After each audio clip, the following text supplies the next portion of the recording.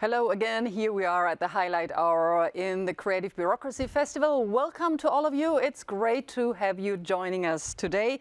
In the next hour, we will surprise you with new insights, with fresh ideas from the bureaucratic sector, and we will pay a lot of tribute for what the public sector does every day. My name is Astrid Frohloff. I'm going to be your host for the next days for the highlight hour here at the festival. And I'm very happy to introduce to you the man who is the president of the festival, Charles Landry. Hi.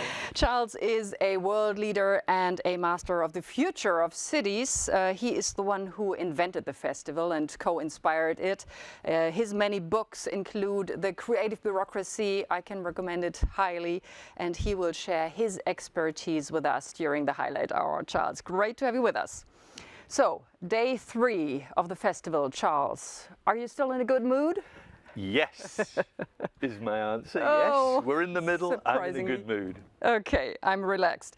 So, Charles, let's have a look back on yesterday and remind the audience of a couple of highlights we have seen.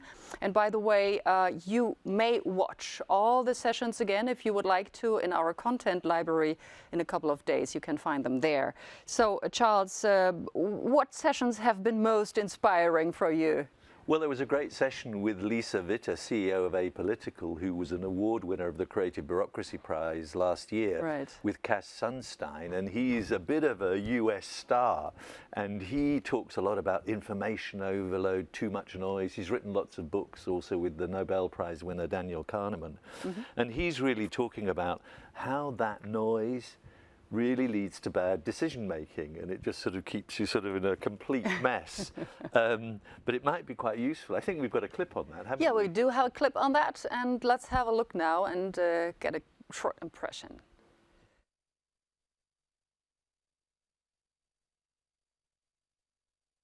The big lesson of the book, that is what we worked very hard and took a long time to get to, is the idea of decision hygiene. So if you are a bureaucrat like me now, or like many people all over the world, and you want to do your job well, don't only think, what are my biases and what's the medicine I can take against them, but also think, what are the sources of noise, meaning inconsistency in government's judgments? Well, that's interesting, Charles, right?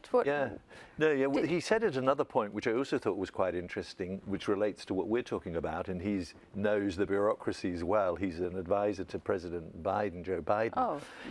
He said the great things, all the politicians he's seen in his life, the ones he really respected were those that had curiosity and confidence. And curiosity is really one of the preconditions for the sort of topics we're talking about, to be open-minded. Okay, that's definitely true. Also for Germany, of course. Charles, is there anything else our audience should definitely watch again? Well, I think Audrey Tang, the digital minister from Taiwan, yeah. I mean, she's quite a something else. She's a trailblazer in, digital democracy and all of that sort of thing. And she was really wonderful to talk to. She's funny, relaxed, a bit crazy in the best sense of the word. Yes. And she often used wonderful metaphors. Let's just look at this clip. It's quite interesting. Yeah. So the point is, do not hold town halls in the digital equivalent of nightclubs. I mean, nightclubs may have a large crowd, but they are also very noisy.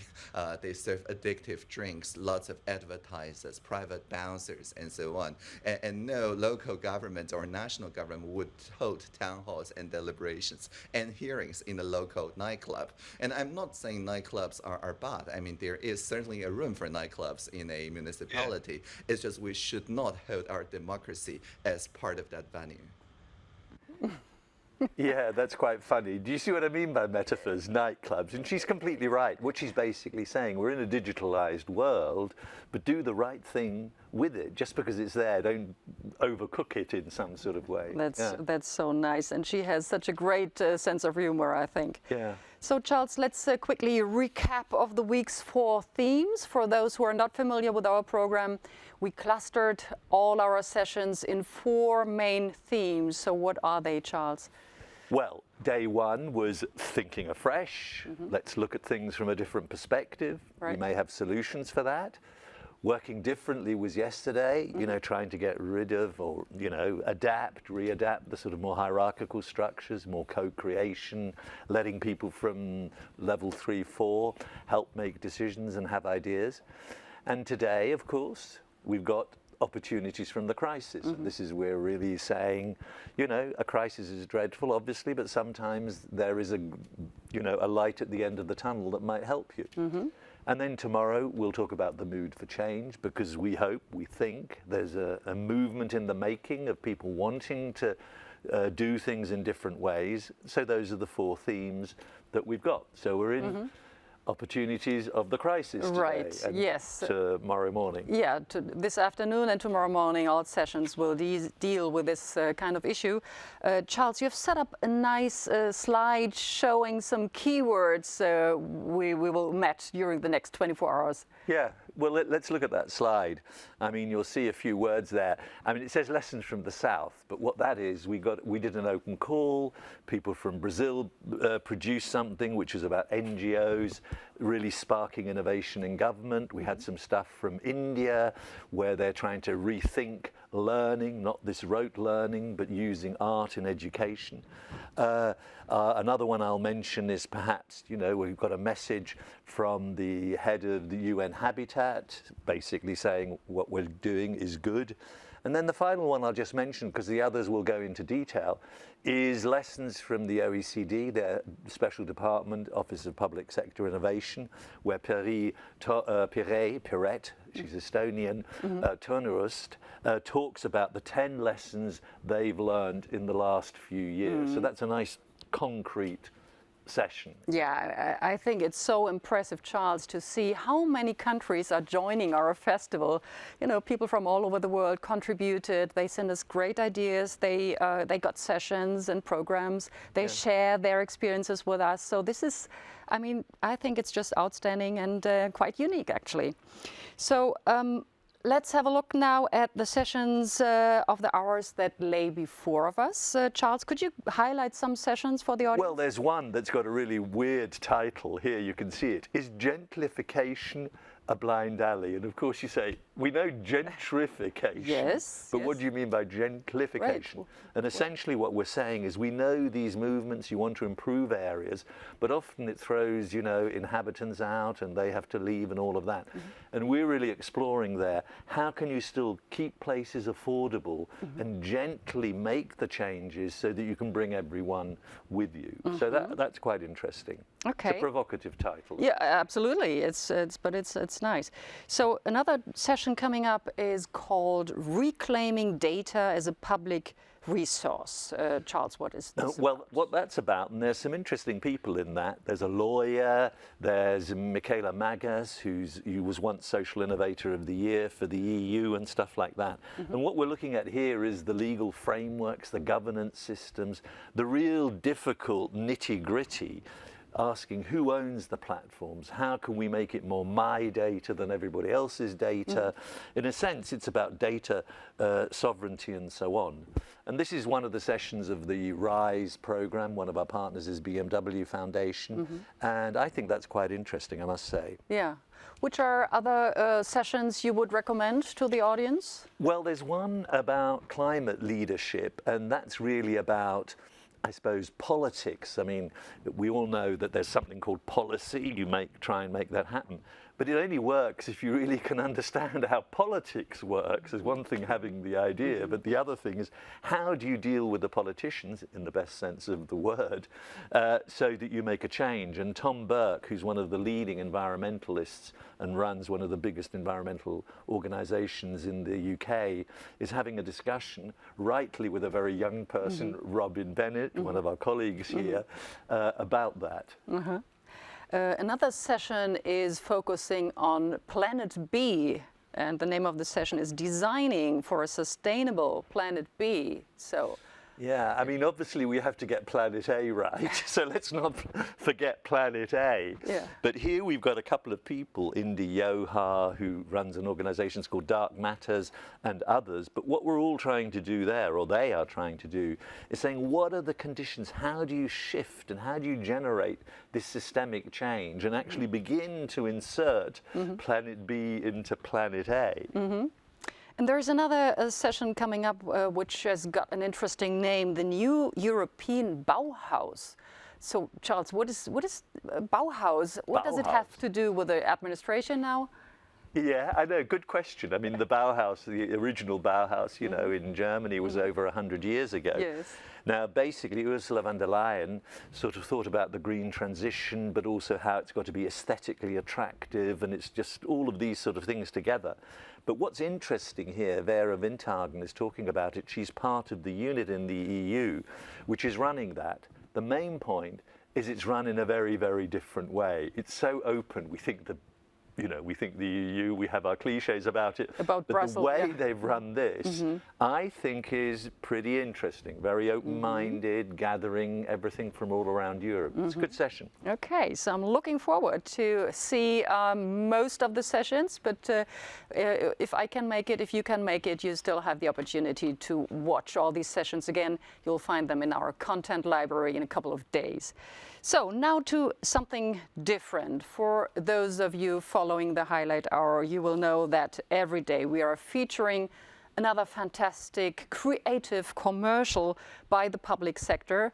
And today we will demonstrate how the city of Chicago managed to get people to the ballot box who otherwise rarely vote. Let's have a look at this commercial.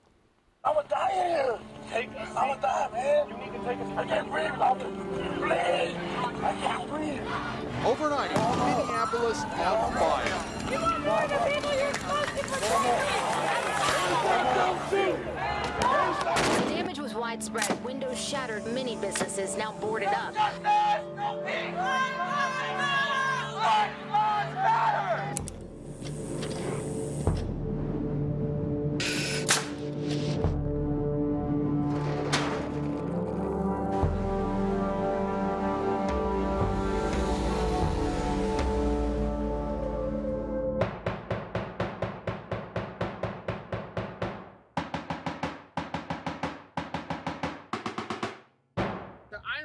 These boards were on windows of storefronts because people knocked out the windows because they felt like they didn't have a voice. And now he's turned them into a voting pool, a big FU. There's a constant attack on the civil rights of black voters in this country.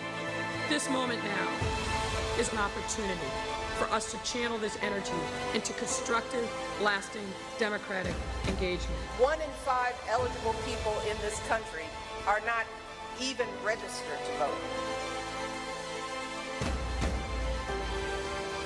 I will be one of the examples that say, yes, we do have a voice. Gotta get our vote. Now's the time. Demand a transformation, a systemic transformation, and that we have a seat at the table.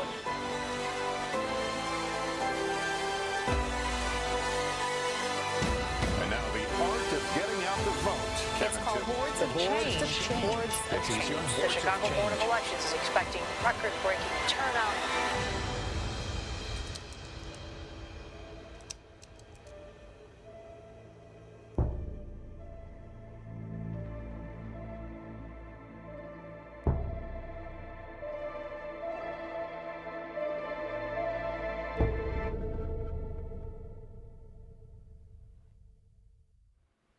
Wow, quite a strong commercial, right?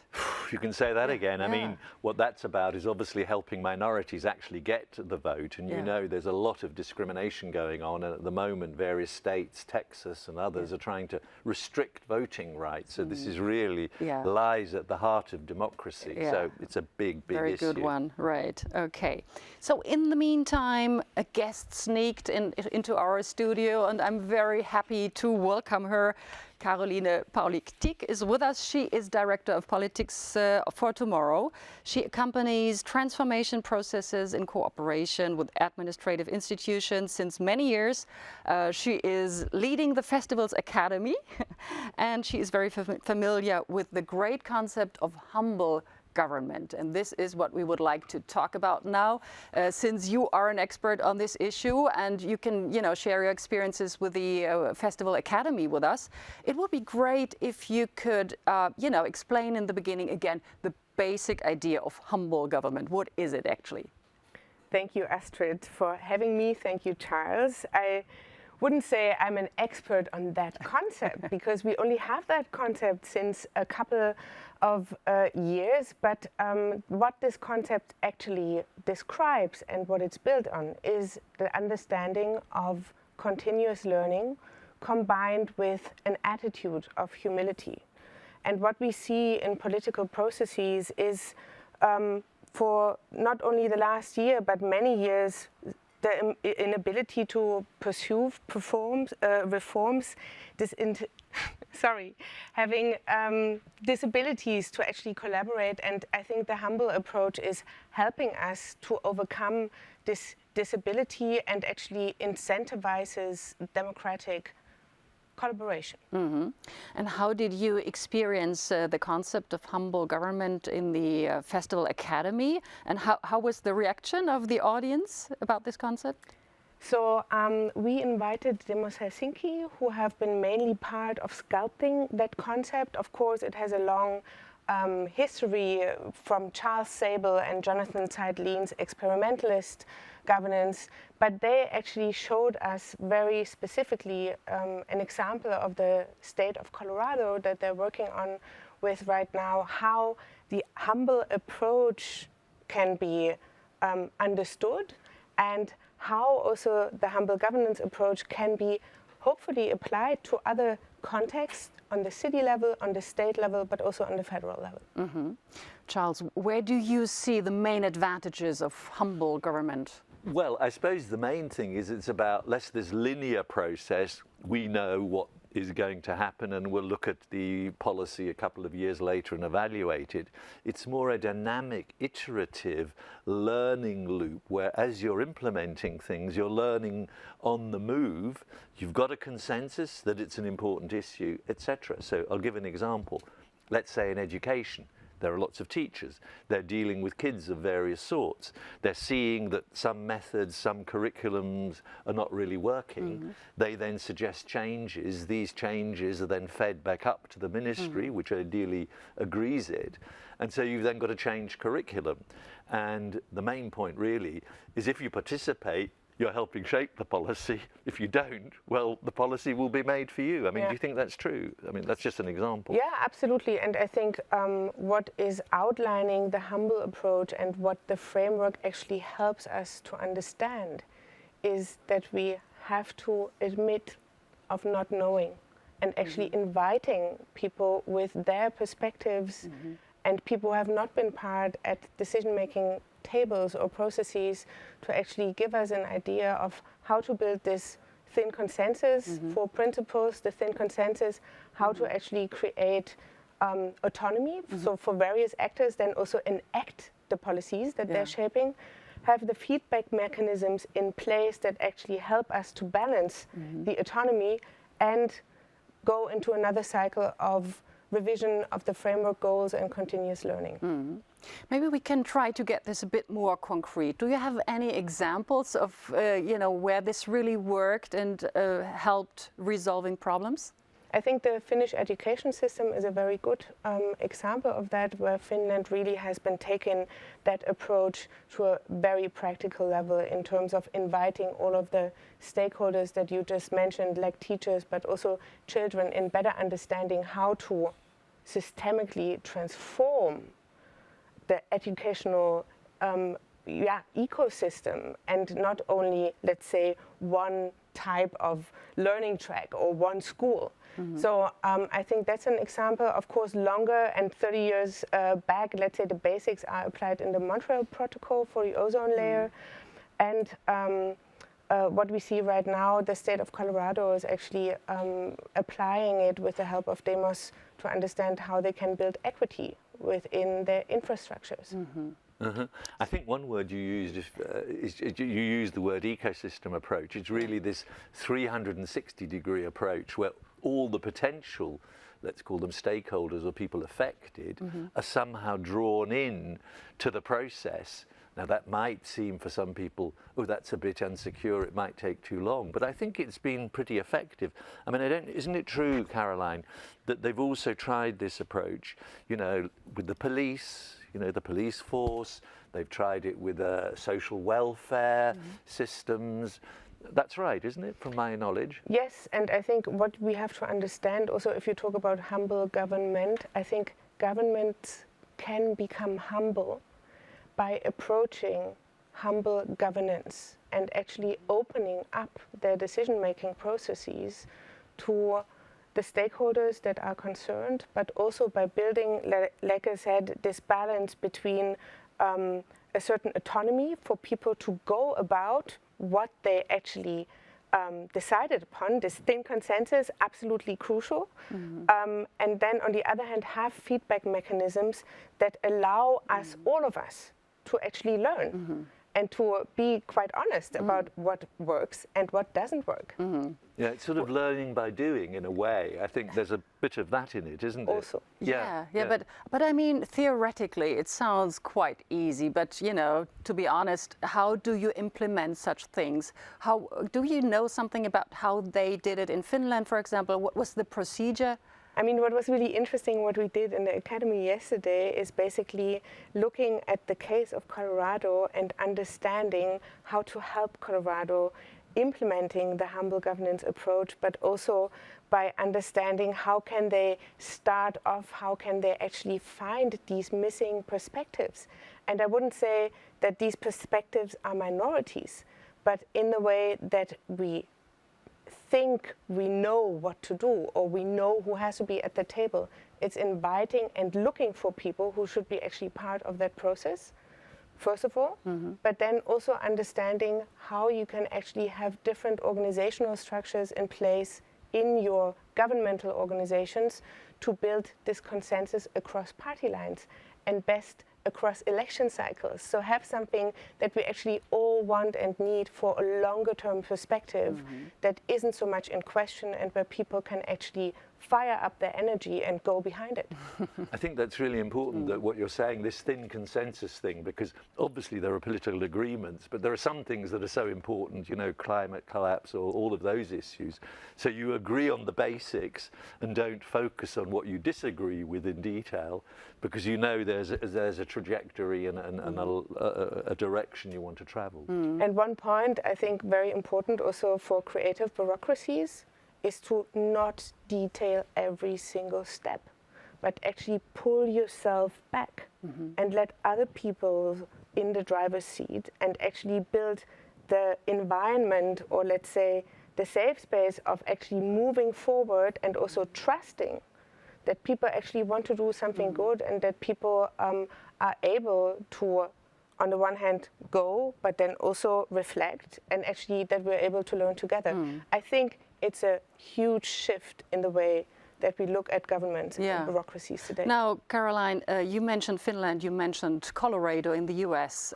Do you believe that this concept really will spread out in the world, or is it more wishful thinking? I think it's actually a very important building block in reconstituting our societies, in transforming our public institutions, in building learning public organizations. And I think now it's the same with what you mentioned before, Charles, in terms of noise. You know, Danny Kahneman and his colleagues, they gave the thing a name. We all knew it, that it's there.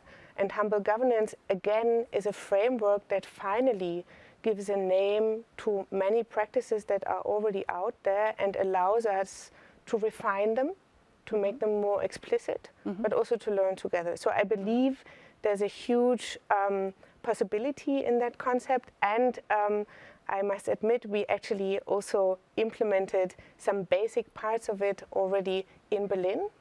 That was my last question. I mean, where do you see areas for Germany where we could, really implement this? Absolutely. I mean, I see the possibilities right here in the city. We just have a new strategic framework for the smart city development of Berlin, and the humble governance approach is one of the bases that is outlined in the strategic framework. The question is now, how can we fill it with life? How can we actually make it something that also public administration wants and is burning for? But also with the upcoming elections, I would say, what if we redesign the coalition contracting?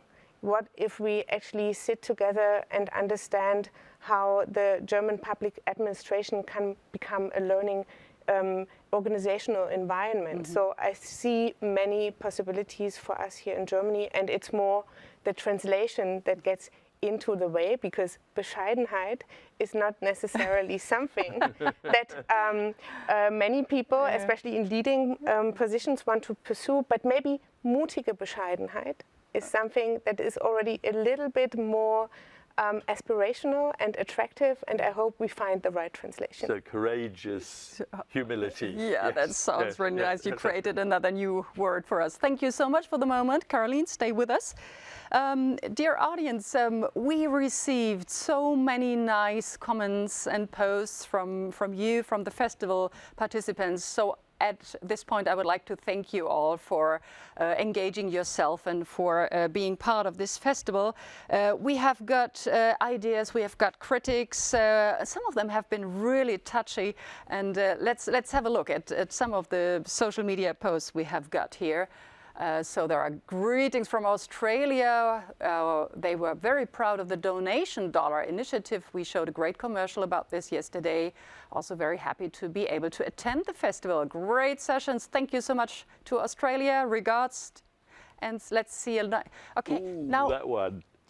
What is this, Charles? You had a look at this before. It looks completely obscure, but what it is completely wonderful.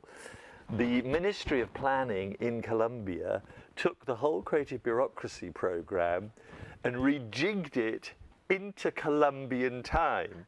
So their thing starts extremely early, but they've done that. And I think that must have taken quite an effort to do that, don't you think? Well, that's a big compliment for the festival. That's so nice. Regards to Colombia. Thank you so much. So we've got more social media comments. Tarek Hassan wrote in regard to Audrey Tang, the Taiwan's digital minister. Audrey is amazing. Taiwan is such a beacon for digital democracy. I wonder how we could recreate such a Gov0 community in Germany. What was the Gov0 community, Charles? The Gov0 is their sort of civic tech community where they involve citizens of all types in various formats. So, yeah, it's very participative. Yeah, that's very nice. So thank you very much. So lovely. And we would like to get more. So don't hesitate to contact us through social media. You know, the usual ways: Facebook, Instagram, Twitter. You can reach us on hashtag CBF 2021 or hashtag Creative Bureaucracy Festival. So at this point, we are almost finished here with our English session, and we will be joined now by many German participants watching the German half hour of our program. I would like to thank Caroline Paulik-Thiel again for being with us, telling a lot of very, very interesting things about the humble government. We learned a lot. Thanks you. Thank you, Astrid. And thank you very much, Charles, for joining me here. But you stay on my side, and you join me with the German program in just a couple of minutes. So at 2 p.m. We will start with our international program on stage 1. So you can follow the English program in about half an hour. Don't miss it. And all of you who would like to know what's going on in the German program, stay with us. We will start our German half hour right now. And we are expecting a wonderful guest, Peter Roman Persch, PD, which is our festival partner. He will join us now for the German half hour. And he's a great expert on administration in Germany, has a lot of experience, and he can share his experience with us. So, gleich geht's weiter mit dem deutschen Programm. Thank you so much for being with us here. and see you in a minute.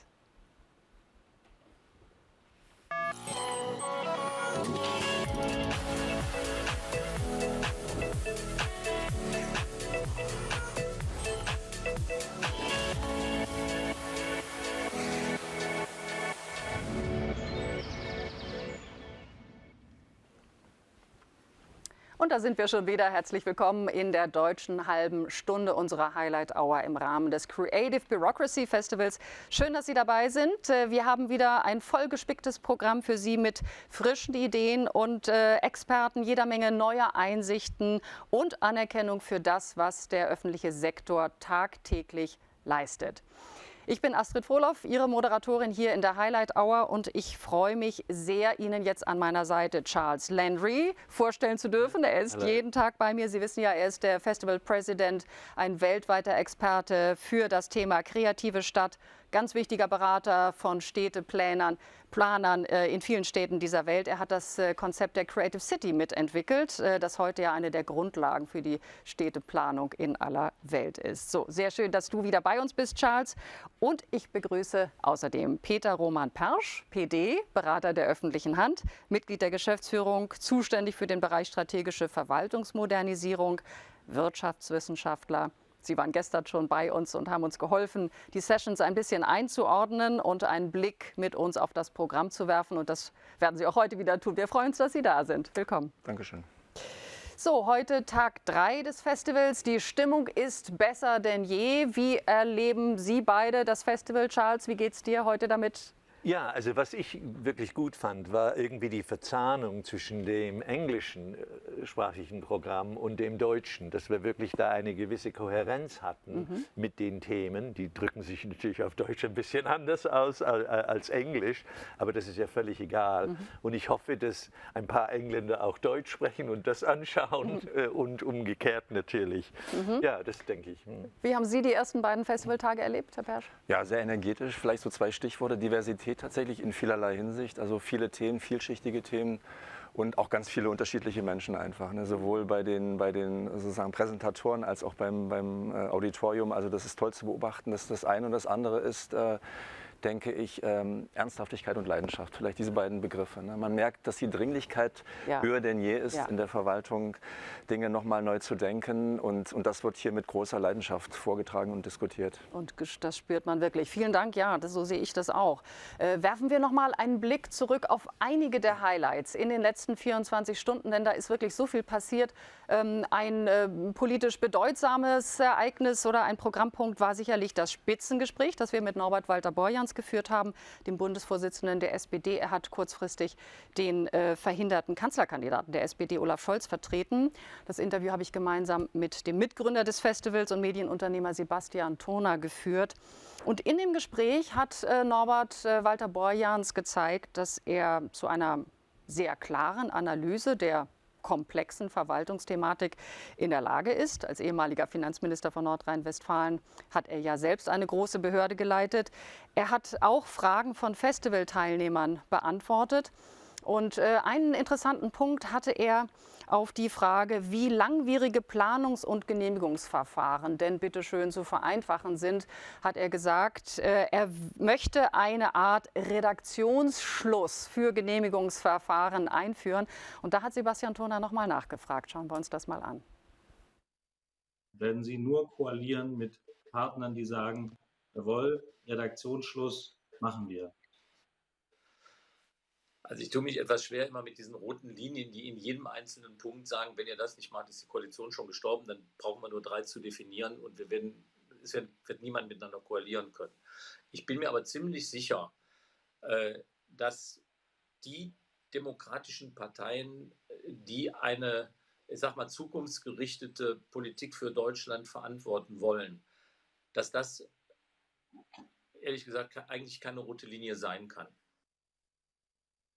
Das war ein Thema von vielen, das wir in dem Spitzengespräch mit Norbert Walter-Borjans, dem SPD-Bundesvorsitzenden, angesprochen haben. Das Interview in voller Länge in 45 Minuten können Sie sich gerne noch einmal anschauen. In wenigen Tagen werden wir es in unsere Bibliothek hier auf der Homepage einstellen. Charles, welche Sessions, welche Themen sind dir sonst noch aufgefallen? Was ist hängen geblieben vor allem? Ja, eines hieß Think Big, wie arbeitet man ressortübergreifend. Und das, ich komme zurück auf die Verzahnung, da war auch parallel eins von der EU, wir denken, dass die EU das nicht macht, und die hatten in ihrem Innovation Hub, das haben sie vorgestellt, und das hieß Teaching Silos How to Dance. Ich liebe das. Yes. Teaching Silos How to Dance. Das ist ein wunderbarer Titel, ja. Das ist sehr gut. Aber was interessant war, ist, natürlich hat es beschrieben, wie man solche Sachen gemeinsam entwickelt. Und vielleicht klingt das sehr theoretisch. Aber was gut in dieser Session war, da waren einfach gute Fallbeispiele, die das alles illustriert haben. Wollen wir uns einen Ausschnitt aus der Session vielleicht einmal an. anschauen? Und dann kriegen wir einen Eindruck.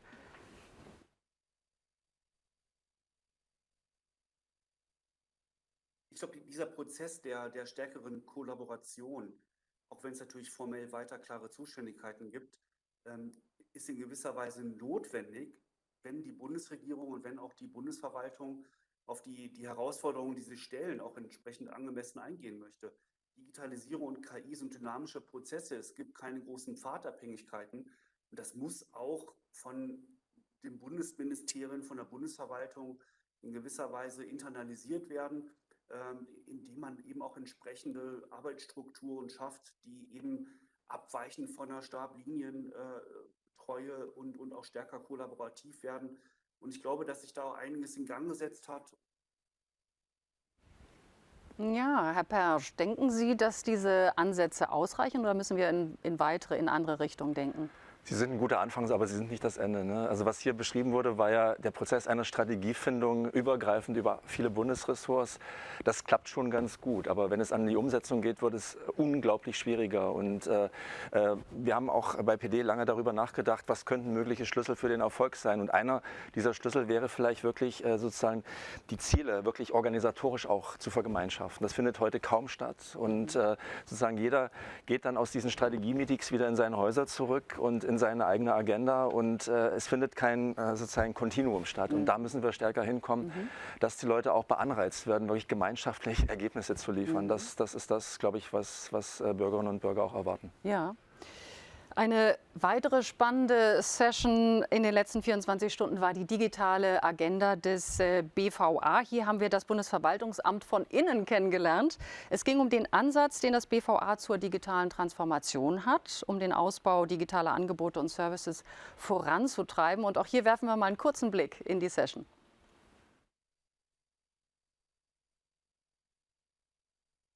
Ich glaube, dass es auch wichtig ist, das zu betrachten. Und ich denke, Corona hat uns da nochmal sehr eindrücklich auch gezeigt, wie wichtig die Digitalisierung für die Handlungsfähigkeit der Verwaltung ist, für die Krisensicherheit der Verwaltung.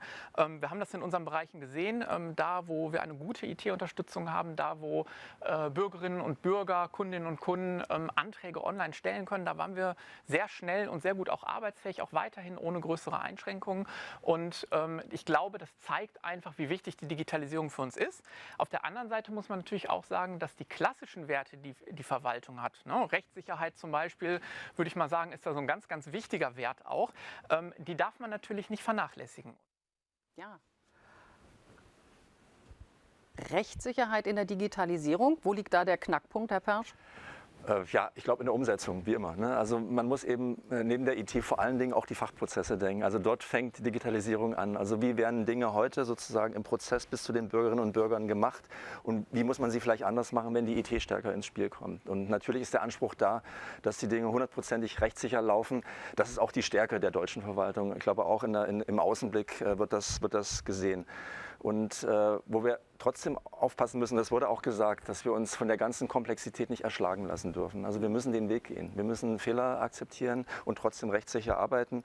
Auch IT-Sicherheit und Datenschutz sind solche, sage ich mal, Signalwörter, bei denen ganz schnell Komplexität hochgetrieben wird. Da müssen wir, glaube ich, ein bisschen genauer hinschauen und nicht die Dinge zu stark zerreden.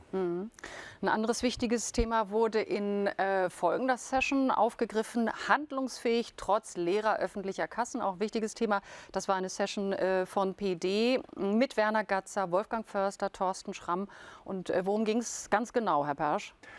Ja, im Wesentlichen geht es darum, wie stehen die Staatsfinanzen und wie geht es weiter. Ne? Ja. Eine Frage, die wir, denke ich, demnächst auch beantworten müssen, wenn Kassensturz gemacht wird. Ja. Es wurde, glaube ich, viel Gutes jetzt mit öffentlichen Mitteln in den letzten 1,5 Jahren gemacht, um einfach die Gesellschaft am Laufen zu halten. Und das ist gelungen, auch aus meiner Sicht. Und jetzt müssen wir mit der Schuldenbremse, die wir verfassungsrechtlich einfach auch erfüllen zu haben, umgehen und müssen dann überlegen, wie geben wir die Gelder, die wir haben, absolut sinnvoll und zielführend aus. Also welche Ausgaben sind die richtigen? Das ist ein politischer Prozess, denke ich. Ne? Und daneben, und jetzt kommen wir zur Verwaltung, wird auch die Verwaltung sich die Frage stellen, was können wir dazu beitragen, dass die Kassen zumindest nicht weiter geleert werden. Ne? Und dann gibt es dieses Stichwort der Digitalisierungsrendite. Es wird viel digitalisiert und da muss demnächst auch was dagegen gestellt werden. Was wird denn dadurch eingespart? Ne? Wir haben parallel das Thema der offenen Stellen in der Verwaltung. Ich glaube, 300.000 ist eine Zahl, die so kursiert heute. Sie wird wachsen auf 700.000, 800.000 vielleicht. Ja? Und vielleicht kann man einen Teil dieser Lücken eben durch intelligente Digitalisierungsprojekte tatsächlich schließen und das spart Geld und das hilft dann auch den Haushalten. Schauen wir noch mal, wie in der Session darüber diskutiert wurde und sehen uns auch noch mal einen Ausschnitt daraus an.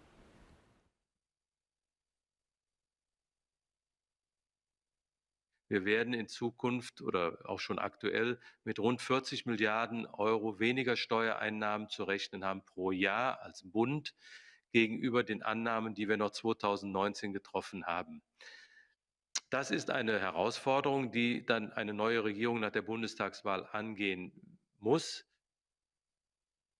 weil an einem wird man nicht vorbeikommen. Die Schuldenbremse gilt. Sie wird auch zukünftig zur Anwendung kommen und politische Mehrheiten, um die Schuldenregel abzuändern. Es gibt ja diese Forderungen durchaus vielfach auch aus den Kreisen der Wissenschaftler, der Ökonomen.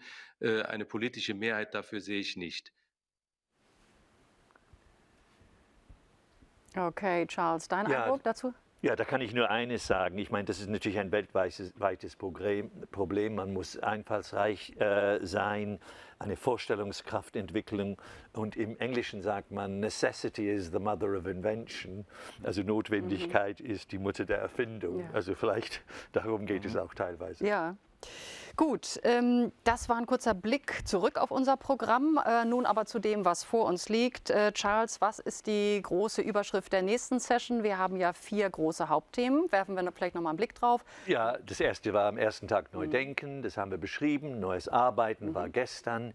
Heute und morgen früh sind wir stark aus der Krise, ist unser Thema. Und dann letztlich am letzten Tag die neue Verwaltungskultur. Und dann schauen wir uns dazu noch mal einige Schlüsselbegriffe an, die du für uns in so einem Slide zusammengefasst hast. Begriffe, die uns jetzt in den nächsten 24 Stunden begegnen werden. Da greifen wir uns mal ein paar heraus. Also ihr könnt es lesen natürlich, ein paar werde ich ein bisschen später erläutern, aber hier zum Beispiel Design Thinking, jeder denkt, er weiß, was es ist, aber da ist Hasso-Plattner-Institut da und sie sind die Urquelle von dem Begriff und die erläutern das ganz stark. Dann natürlich öffentliche Kooperation, das sind Sachen, die wir natürlich in gewisser Weise wissen, dass wir haben müssen. Dann Kreislauf und Klima, geht es natürlich um die Kreislaufswirtschaft und so on. Also vielleicht schauen wir einfach ein paar Sessions genauer an. Das würde ich auch vorschlagen. Werfen wir mal einen Blick auf die konkreten Programmpunkte und machen Ihnen ein bisschen Appetit für das, was Sie erwartet. Eine Session, die jetzt kommt, heißt Mission Cooperation, wie man öffentliche Kooperation erfolgreich aufsetzt. Peter, das ist ein großes Thema natürlich auch. Das ist ein Riesenthema und ich glaube, wir werden 2 Wege heute skizziert bekommen. Das eine ist institutionalisierte Kooperation, also am Beispiel einer föderalen IT-Kooperation. Da wird wirklich eine Anstalt in dem Beispiel gegründet. Akteure von Bund und Ländern kommen zusammen und sozusagen helfen dort sozusagen Willensbildung und Entscheidungen voranzubringen. Das andere ist dann eher die losere Form der Kooperation. Beim Oecd-Gesetz auch eine ganz wichtige Komponente tatsächlich, wo Bund und Länder in sogenannten Themenfeldern zusammenarbeiten, zum Beispiel, um an so ein Beispiel wie die digitale Baugenehmigung auf die Straße zu bringen. Ja, das erfordert viele Akteure, nicht nur ein Ministerium, sondern mindestens mal eine Handvoll und das noch in verschiedenen Bundesländern. Nur ganz kurz kann ich einfach hinzufügen, die ganze Idee of mission-oriented development and thinking, you know, the moonshot idea, Mariana Mazzucato hat sehr viel darüber geschrieben und die EU und verschiedene Länder nehmen das auf. Und es geht auch darum, einfach, what's the vision, wo wollen wir hin, wie setzen wir es um, etc., mit einem ganz genauen Ziel. Eine weitere Session trägt den schönen Titel Mutation der Verwaltung. Warum braucht Wandel den Ernstfall? Charles, was steckt hinter dieser Fragestellung? Ja, einfach, ob man Veränderungen zu einer Normalität machen kann und nicht die Stabilität immer als den gewünschten Zustand sieht. Natürlich verunsichert uns natürlich dieses ganze Zeugs, mich auch natürlich. Ich will nicht so tun, als ob ich so wunderbar ein Changemaker bin. Aber jetzt geht es darum, ob man wirklich ein Veränderungsvirus haben kann und das nicht nur in der Krise oder im Ernstfall einfach diese Schritte macht. Ob es weiterträgt, genau. Der nächste Titel passt ein bisschen dazu, Lost in Transition, Menschen, Werte und Kulturen in sich verändernden Organisationen. Das ist ja auch eine spannende Frage, Peter, wie sich die Kultur, die Werte und Menschen in Organisationen verändern, die in Transformationsprozessen sind. Das ist eine spannende Frage mit vielen Antworten. Die sind vielleicht auch gar nicht so unterschiedlich, wenn man sie dann auf den Punkt bringt. Und was wir hier erleben werden, ist zum einen die Sicht aus einer sehr großen Behörde beziehungsweise aus einem großen Ministerium, dem Innenministerium mit Herrn Markus Richter, der wirklich über sehr profunde Erfahrungen in der Transformation von großen Tankern sozusagen verfügt. Und zum anderen die Sicht aus einer kleinen, vergleichsweise kleinen öffentlichen Organisation der NOW GmbH, die befasst sich mit Wasserstoff- und Brennstoffzellentechnologie unter anderem.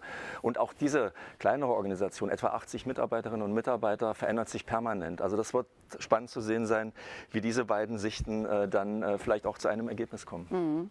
Und eine interessante Frage dabei, über die wir viel diskutieren, ist, wie können alle mitgenommen werden in einer Organisation? Charles, welche Ja, da kann man Erfahrungen nur hast du? sagen, ich meine, Organisationen sind divers und das ist natürlich immer ein Problem, aber auch eine Möglichkeit. Wir wissen, wenn wir sie mitbringen, dann irgendwie ist 1 + 1 3, idealerweise. Und da geht es einfach um die Kapazität aufzubauen, von einer 360-gradigen Perspektive Sachen anzuschauen. Ja, keine einfache Sache. Einige weitere Sessions, die jetzt kommen, beschäftigen sich mit dem Thema Klimaschutz im weiteren Sinne. Eine Session heißt Ebenenübergreifende Projekte gestalten, kommunalen Klimaschutz. Was steht jetzt hier im Fokus, Charles? Also das ist eine wirklich aktuelle Fragestellung, wie wir alle wissen. Und hier geht es einfach, wie Klimaschutz und Anpassungsprojekte auf kommunaler Ebene effizienter gemacht werden können. Und wie natürlich die verschiedenen Ebenen zusammenarbeiten. You know, Multi-Governance ist eines der Begriffe, Stichworte. Und hier wird das Bundesministerium, Umweltministerium, man fragt sich da, wie sie die Kommunen unterstützt, Projekte zum Klimaschutz zu beantragen und umzusetzen. Eine weitere Session beschäftigt sich mit einem Nachhaltigkeitsthema, Bauen mit Holz, nachhaltig oder ressourcenstrapazierend. Peter, welche Relevanz hat dieses Thema für die Verwaltung? Worum geht es da ganz genau? Naja, ist Holz der Baustoff der Zukunft. Ne? Irgendwie lesen wir auch in der Zeitung, dass die Nachfrage immer größer wird und kaum noch Holz da ist und wir das schon von ganz weit her zu uns holen müssen.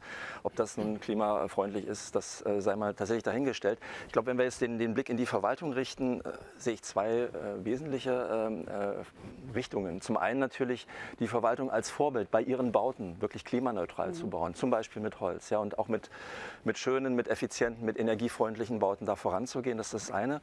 Und das andere, das sind neue Themen jetzt, Holzbau. Also zumindest jetzt für die westliche Welt in den letzten 30, 40 Jahren, wenn man weiter zurück, ganz und gar nicht. Hier hat die Verwaltung eine unglaubliche Expertise einfach auch aufgebaut. Und das heißt, da ist sie, glaube ich, auch als Berater gebraucht. Ja, als Berater der politischen Ebene auch. Ne? Was heißt denn so ein Stichwort, ich baue mit Holz, dann wirklich, ne? Also in den Bauprozessen. Ja? Und diese Verzahnung von Verwaltung und Politik ist bei so einem Thema am Beispiel Holz, finde ich, sehr, sehr wichtig. Dann haben wir einige Sessions, die sich mit einem sehr interessanten, ganz anderen Thema beschäftigen. Es geht um Demokratieförderung und welche Rolle die Verwaltung dabei spielen kann. Democracy at Work, Arbeitgeber als Motoren des Gemeinwohls in Zeiten von Hassrede und Verschwörungstheorien. Mythen, Charles. Worum geht es hier genau? Das ist ja auch sehr, sehr spannend. Ja, also wie wir wissen, bei der Arbeit kommen immer verschiedene Leute von verschiedenen Menschen, verschiedene Alter, verschiedene Geschlechter, verschiedene Hintergründe etc. Zusammen. Aber das Politische, das oft sich da aufspielt, wird ganz wenig irgendwie besprochen. Und irgendwie Demokratiearbeit am Arbeitsplatz, das zu machen, ist eigentlich eine enorme Nachfrage meiner nach, oder sollte es sein. Und da haben wir Business Council for Democracy, die zusammen mit der Hertie-Stiftung, Robert Bosch-Stiftung und das Institut for Strategic Dialogue das besprechen, having a dialogue. Welche Rolle spielt denn Demokratieförderung in Verwaltungen heute, Peter? Ich glaube, eine zunehmend große, ne, weil das Thema auch von außen natürlich in diesen Koloss Verwaltung hineingetragen wird. Ne. Wir sprechen von knapp 5 Millionen Menschen, die in Deutschland im öffentlichen Dienst arbeiten. Das heißt, das ist auch eine Riesenvorbildfunktion, wie dort gearbeitet wird. Ja, das strahlt in die Gesamtgesellschaft sehr stark aus. Und da geht es natürlich auch darum, von diesem tradierten, sehr stark hierarchisierten, auch Führungsprinzip vielleicht ein Stück weit abzurücken, sich zu öffnen und mehr die Basis auch zu mobilisieren. Ja, da sind unglaublich viele Ideen. Jetzt kommt das Stichwort von Humble Government ja auch wieder rein. Auch da gibt es Facetten, die man wunderbar dort einfach auch im täglichen Verwaltungshandeln anwenden kann. Und aus meiner Sicht spielt Führung da eine ganz, ganz entscheidende Rolle, weil sozusagen der Mensch, die Frau, der Mann, der die Führungsverantwortung hat, der muss das wollen und muss das in die Organisation tragen. Wenn wir noch einen Schritt weiter denken, würden Sie auch sagen, je besser eine Verwaltung funktioniert, umso stärker auch das Vertrauen der Bürger in den Staat und damit auch in die Demokratie? Das ist so. Also wir wollen uns gar nicht ausdenken, was passiert wäre, wenn keine Fördergelder geflossen wären in der Corona-Zeit. Also wir nörgeln rum, wenn mal hier ein Bescheid nicht richtig ist oder dort mal was nicht klappt. In Summe hat da ganz viel geklappt und das hat ganz viel mit Demokratie tatsächlich auch zu tun. Ja? Und das heißt, die Verwaltung hat nicht nur Demokratieaufgaben nach innen, sondern auch nach außen. Und sie probiert ja auch Formate aus. Es gibt Bürgerhaushalte, wo man einen Teil des Haushaltes mit den Bürgern ausverhandelt. Ne? Was wollt ihr eigentlich haben? Und sozusagen man lässt sie partizipieren, ja? Als ein Beispiel. Es gibt viele öffentliche Anhörungen, ne? Wenn man auch in die kommunalen Ebenen reingeht. Da findet so viel Demokratie statt. Und da ist Verwaltung ein essentieller Bestandteil. Das rückt nicht so stark in die Medien, aber es ist in der Wirklichkeit da. Ja, also ein facettenreiches Thema. Wir werden uns all diese spannenden Sessions vormerken. Jetzt kommen wir wie jeden Tag in der Highlight Hour zu unserem Freund Wladimir Kaminer. Der in Moskau geborene Schriftsteller hat sich im Rahmen unseres Festivals mal die deutsche Amtssprache vorgenommen. Heute kaut er auf einigen Brocken Amtsdeutsch herum, die in der Corona-Pandemie entstanden sind. Schauen wir uns das mal an.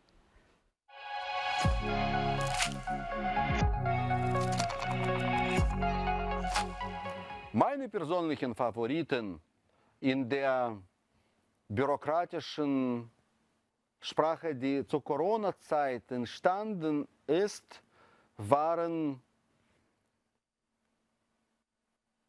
A wie Anwesenheitsdokumentation und B wie Bewegungsradius. Auch Bundesnotbremse ist natürlich ein cooles Wort. Ich glaube, in vielen Jahren werden sich die Menschen fragen, was zum Teufel eine Bundesnotbremse ist. Sowas wie Taube. Ja, herrlich, die Bundesnotbremse. Genau, vielen herzlichen Dank, Wladimir Kaminer. Wofür wir unbedingt auch noch Dank sagen müssen, sind die vielen, vielen Posts, die wir über Social Media bekommen haben. Wirklich ganz wunderbar. Es waren Glückwünsche, es waren aber auch Kritiken, es waren Vorschläge, es waren hämische Bemerkungen. Es gab ganz viel Lob, es gab Fragen und tolle Vorschläge. Dafür ein großes Dankeschön und wir schauen uns mal eine kleine Auswahl an. Da kamen tolle Sachen zusammen. Heidi Seebold schreibt, na, das hat richtig Spaß gemacht und war auch top organisiert. Vielen Dank, Creative Bureaucracy Festival.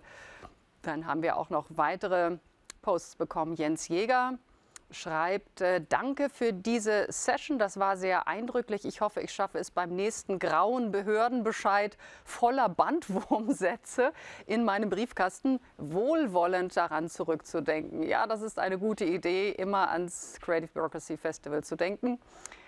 Kern der Verwaltungsdigitalisierung, sagt Franziska Seidel, sind die Menschen. Genau, und das hat sie aus einer Session des Bundesfinanzministeriums offenbar. Und das ist natürlich gut, sich das immer wieder vor Augen zu halten, würde ich mal sagen. Ja, ich habe gerade ein neues deutsches Wort gelernt. Bandwurmsätze. Ja, das ist auch mein Wortschatz erweitert sich täglich. Ja, aber ich glaube, es wird übertroffen von Bundesnotbremse. Ah ja, Bundesnotbremse. Ja. Okay, so, wir sind fast am Ende. Ich möchte mich ganz herzlich bedanken bei Charles, dass du bei mir warst und uns heute wieder durch die Highlight Hour geführt hast. Und ganz herzlichen Dank auch an Peter Roman Persch vom PD, Berater der öffentlichen Hand, unserem Festivalpartner. Und morgen seid ihr beide wieder dabei. Freue mich sehr darauf. Bevor wir die Highlight Hour für heute aber beenden, haben wir noch einen ganz wichtigen Programmtipp für Sie. Gleich im Anschluss geht es nämlich hier bei uns weiter mit unserem politischen Spitzengespräch. Wenige Tage vor der Bundestagswahl wird die Expertin der CDU für die Erneuerung von Staat und Verwaltung auf die Fragen des Festivalspublikums antworten. Das ist Nadine Schön, die CDU-CSU-Fraktionsvorsitzende. Sie springt ein für den kurzfristig verhinderten Kanzlerkandidaten der CDU, Armin Laschet. Dafür sind wir sehr dankbar. Nadine Schön ist nicht nur stellvertretende Chefin der CDU-CSU-Fraktion im Bundestag, sondern, und das ist jetzt interessant, auch Herausgeberin des Reformbuches Neustart, in dem viele Vorschläge gemacht werden für eine Modernisierung des Staates und der Verwaltung. Und genau darüber wollen wir mit ihr sprechen. An meiner Seite wird Sebastian Turner sein, Publizist, Medienunternehmer und Mitgründer des Festivals. Wir wollen von ihr wissen, kommt eine große Staats- und Verwaltungsreform zustande? Wie sieht sie aus? Was plant die CDU bei Föderalismus und Planungsrecht? Beim Berufsbeamtentum, bei den Einkommen in den unteren Verdienstgruppen. Warum ist bei der Digitalisierung in der Verwaltung so wenig passiert? Wie soll sich das ändern? Das und mehr wollen wir von ihr wissen. Viele Fragen der Festivalteilnehmer sind dabei, die wir weiterreichen an Sie. Also das und mehr gleich im Spitzengespräch. Ich freue mich drauf. Nadine Schön, Fraktionsvorsitzende der Union, jetzt hier bei uns. Bleiben Sie dran.